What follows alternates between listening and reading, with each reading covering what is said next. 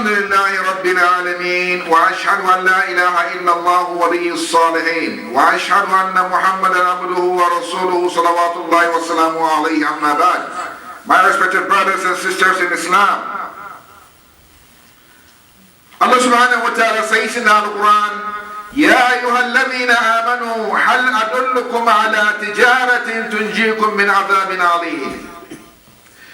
Metaphorically asking his servants, slaves, should I direct you to a commerce, to a business that will relieve you from a stern punishment, torment on the day of judgment? Then Allah answered the question by himself, تُؤْمِنُونَ بِاللَّهِ وَرَسُولِهِ. So this business is that you have a foundation. The foundation is a capital that you need from Allah. And the capital Allah has stated is to believe in Allah and His Messenger. You don't need money for this business. So mother, then what are you supposed to do when you have this capital? Then Allah subhanahu wa ta'ala directed you straight to the business by saying, وَتُجَاهِدُونَ فِي سَبِيلِ اللَّهِ. Then you strive for the way of Allah. How do you do that? Then Allah said, بِأَمْوَالِكُمْ وَأَنفُسِكُمْ. With your money and yourself, this body that you possess, use it in striving for the cause of Allah, so that the deen of Allah will rule supreme. The deen of Allah will rule supreme. First you start with yourself, so that you will be a good Muslim. Islam will rule over you as an individual. They will rule over your wife and your children. So when the jihad goes in that process, then you spread it out, making sure that the deen of Allah subhanahu wa ta'ala rules supreme in all corners. So that is known as to strive for the cause of Allah. Then Allah promised you after that if you do so, then He is going to forgive you your sins. يَغْفِرْ لَكُمْ ذُنُوبَكُمْ وَيَدْخِلُكُمْ جَنَّاتٍ. And Allah will admit you in paradise, gardens, which Allah subhanahu wa ta'ala has described. تجري من تحتها الأنهار ومساكن طيبة في جنات عدن. The description of paradise that Allah subhanahu wa ta'ala made mention, that He has reserved or preserved for His true servants what the eyes have never seen before, nor the ears have heard of, not even you can even think about how paradise is. You cannot have any answer to your question when you ask yourself about the paradise of Allah. May Allah admit us in paradise.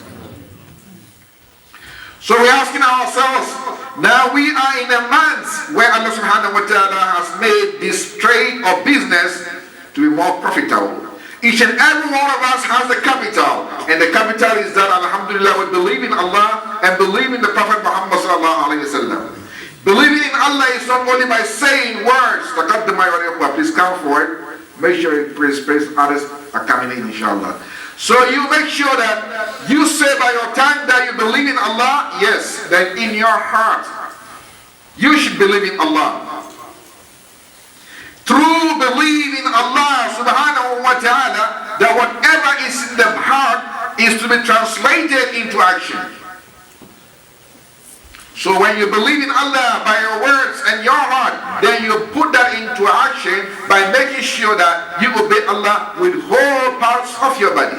Meaning that you believe in Allah, you worship none but Allah, you obey none but Allah, and there is no obedience for any creator when the creator will be angry. Meaning that you not do anything in order to please a human being when it will displease your creator. Then finally, you would never worship anyone unless through the way the Prophet Muhammad sallallahu alaihi wasallam worships his Lord.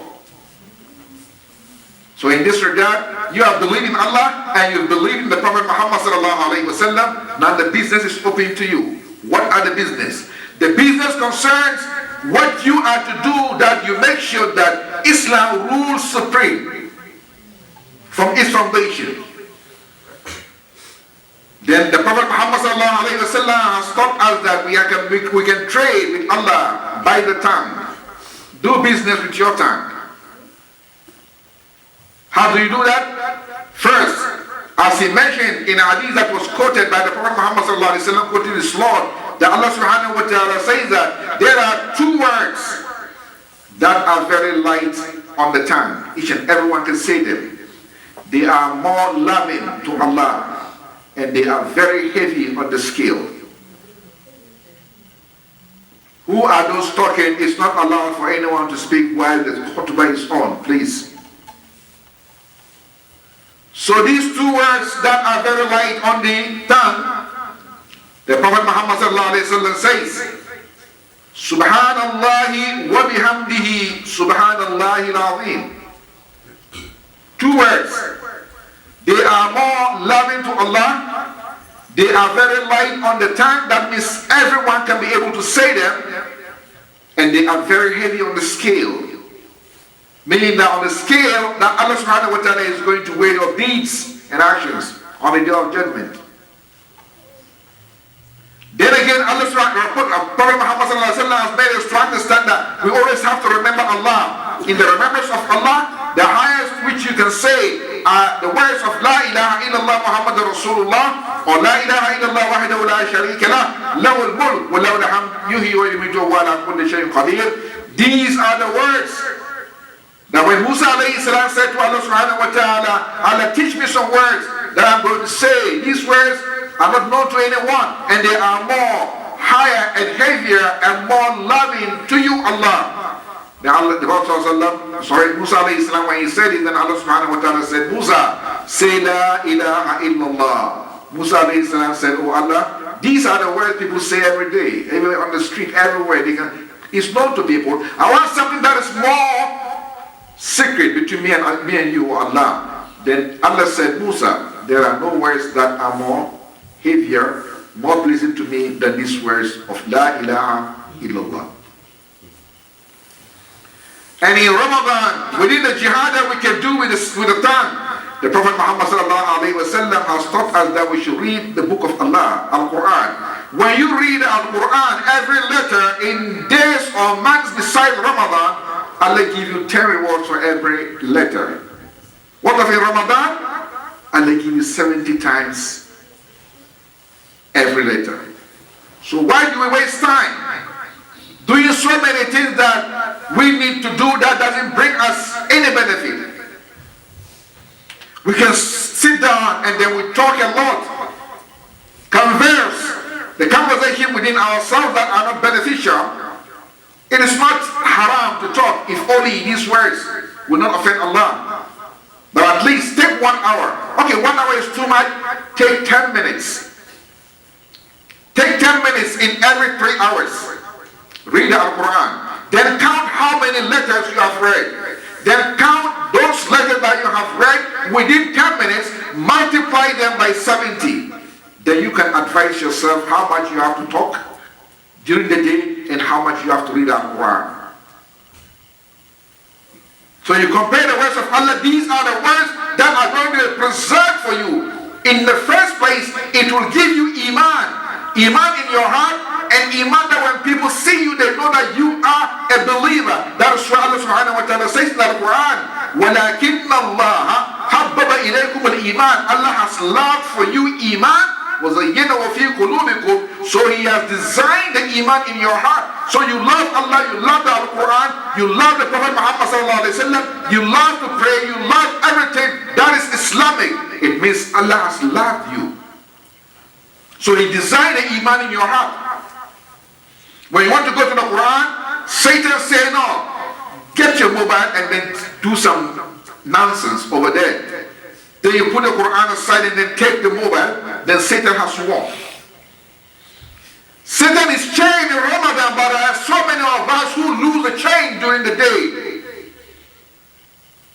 We say Satan is too long, you stay in the prison. Then we release Satan from the prison and then we make sure that we serve him.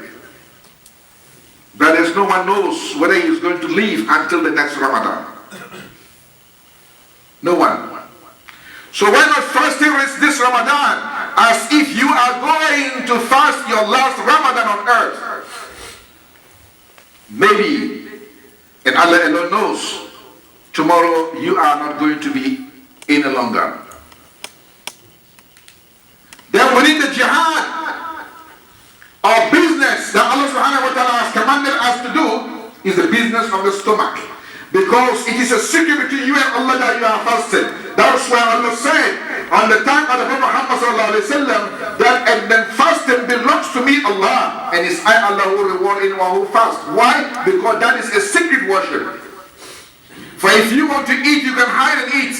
You can hide and drink. You can hide and do anything, no one will see you. The only one who sees you is who? Is Allah. So the only one who knows any one of us sitting here is fasting is the what? Is the Lord of fasting, Allah. No one knows. All we can judge is what we see. He has not eaten. His face looks someone who is hungry. MashaAllah, MashaAllah, MashaAllah. But no one knows whether you are actually fasting or not. The one who knows is who is Allah. That is why this type of worship is a secret between you and Allah, and it's only Allah who rewards you when you fast. So as long as it's a secret, make sure that you maintain it. So that is a jihad between you and Allah. And the Prophet Muhammad said that anyone who fasts the Ramadan sincerely, with belief in his heart, and seeking from Allah nothing but only seeking from Allah, then he is saying that Allah had forgiven you the sins of the past. And when the sins of the past are forgiven, then it means that Jannah is open in front of you. May Allah make us among them. Then within the jihad, or the business that we can do with Allah in Ramadan, is to feed the poor, feed the orphan, feed the needy. But we first have to start with our own people, of our own parents, our own family, our own children, our own wives and children. Then you go to your parents, then your brothers and sisters, then from there your close relatives, then from there you extend your hand to the wayfarer. These are in the words of the Prophet Muhammad sallallahu alaihi wasallam. So you cannot find your own family is hungry. Then you extend your hand to someone also who is in need. Because Allah has given you, then not giving your brother or your sister. It means within your money, there are also monies for your brother and sister. Because Allah knows you have brother and sister, for He made you and then He gave you money, but didn't give your brother and didn't give your sister. Then you think that is smartness. No. It is a mercy for Allah to make sure that you also do what is right. So Allah didn't make when you give to them to be like sadaqah. Allah made it like a responsibility on you to feed them when they don't have. And the Prophet Muhammad says, وَالْأَقْرِبَاء بِالْمَعْرُوفِ. Those who are more close to you in relation. Then don't forget those who are in need. Don't forget the orphans. The children of the Prophet Muhammad where the messenger of Allah says that anyone who takes care of them, either the orphan or the widow, I will be with him like this in Jannah, when he brought his two fingers together. That means you should be more closer to the Prophet Muhammad sallallahu. Then from there we talk about feeding generally.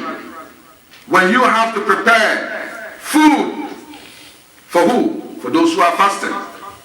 Food for the fasting. In the sense of the Prophet Muhammad sallallahu, if you should have someone to break his fast, then you get twice the rewards.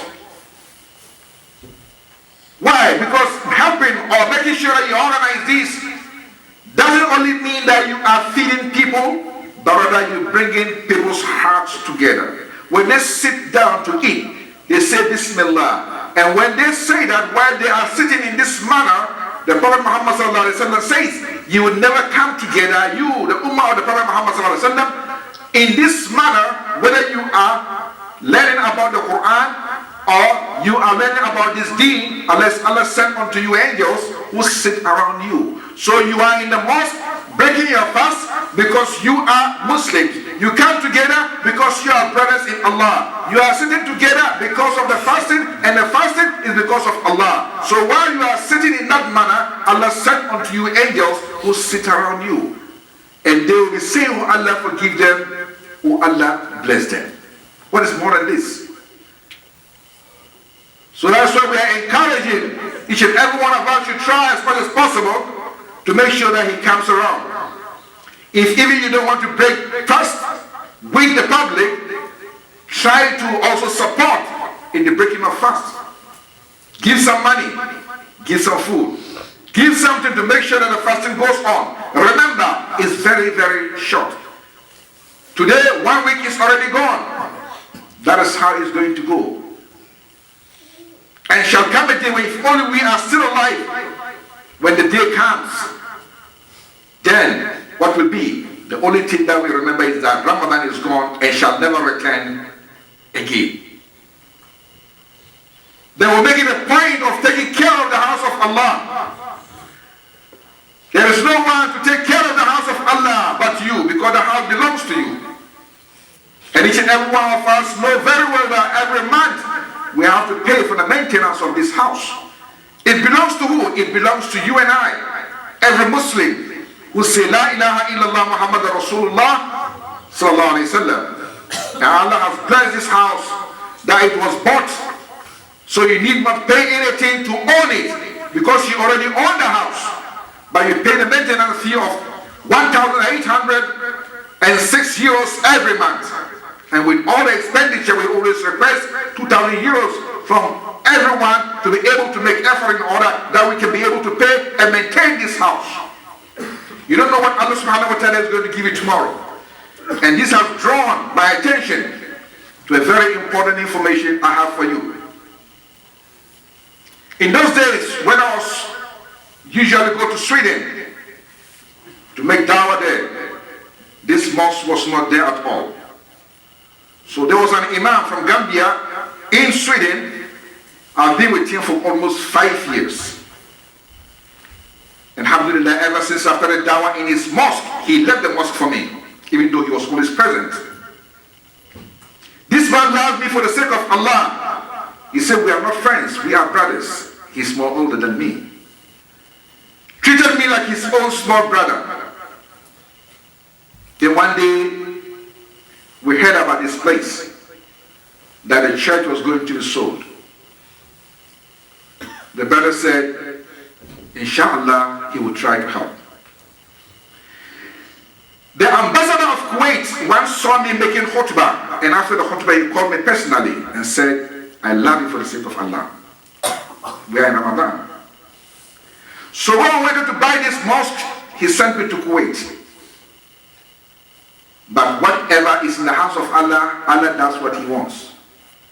I'm going to sit in front of someone he has recommended me for, but Allah didn't make decree that that man must buy or should buy the mosque. So I returned from Kuwait without anything. And I came back to the same brother that I was working with, where the Kuwaiti ambassador saw me. He asked me, what is the situation? I said, wallahi, we couldn't get anything for the mosque. He said, inshallah, Allah will make us buy this mosque. Then one day, bismillah ta'ala, one sheikh, his name is Saad al-Bariki. He's well known in Saudi Arabia. He came there and he's a personal friend of him. He came, they had a project, and then he told the sheikh, there is a place with this brother of mine, they want a place in Finland, can you please give him a hand? Then the sheikh told him, for the relation between you and I have no doubts in him, inshallah. And when the sheikh returned to Saudi Arabia, within a week, he called him to say, we've got someone who is going to buy this place. Wallahi, the sheikh flew from Saudi Arabia to him in Sweden, and with the sheikh in Sweden, they came to Finland to come and buy this house by themselves. And that brother was the one who signed the contract. I brought up this story today because the information I have for you is that last Monday, the brother died.